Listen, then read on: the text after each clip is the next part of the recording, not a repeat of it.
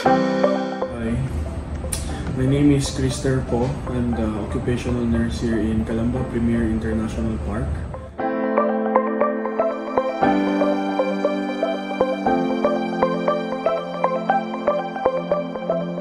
Once a patient or patient employee have any kind of symptoms, kahit hindi siya dengue symptoms kagad, they come here as early as morning before they go to work, or if they develop symptoms along the day, they can come here. Then we will do the proper assessment through vital signs monitoring, checking of any other symptoms, and then we try to treat the symptoms as much as possible until the limit of the clinic can do.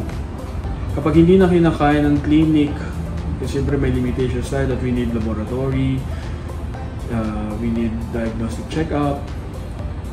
Meron tayong nililipatan na diagnostic center here in near CPIP, or our partner hospitals, we bring them there.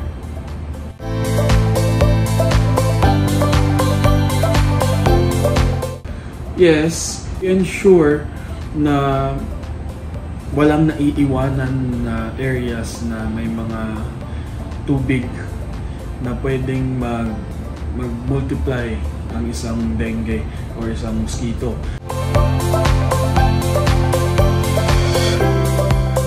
First is to assess kung dengue symptoms or dengue fever symptoms talaga siya.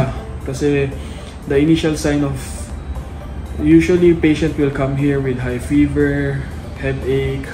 So hindi naman necessarily ibig sabihin dengue kagad yun. So we first try to identify the other symptoms related to it para ma-cross out natin or malaman natin kung dengue fever talaga siya. And then when there's a probable chance na the patient is experiencing dengue fever or symptoms of dengue fever, we will bring them to the nearest diagnostic center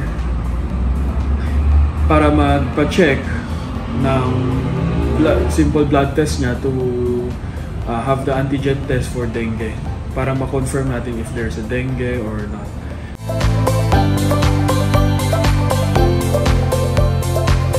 Pinaka-importanteng kailangan matandaan ng mga tao kapag meron silang sintomas ng dengue, huwag patagalin.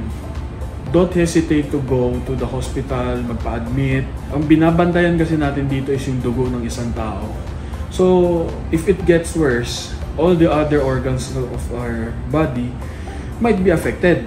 So, mas mahirap i-treat kapag nagkakaroon na tayo ng malalang symptoms or papunta na tayo sa worse is magkaroon ng multi-organ failure. Ano pa ba yung mga symptoms na kailangan ingatan, na kailangan bantayan? Kapag dengue fever yan, most probably there will be problem with regards to bleeding. Bleeding sa nose, sa gums, yung iba nagva-vomit ng blood, yung iba may nagdudumi o may dugo sa dumi. Intense yung fatigue, dehydrated, vomiting for more than 3 times, that would cause dehydration also. Hindi nawawalang fever, that is hindi nawawalang fever and rashes, yan yung mga symptoms talaga ng dengue fever. Prevention is still better than cure. Importanteng maalala na makaiwas tayo mahawaan ng dengue through preventive measures such as yung mga lotions, cleaning of areas and offices, ensure na always dry yung areas mo, hindi siya yung nagkakaroon ng place para mag-multiply isang dengue.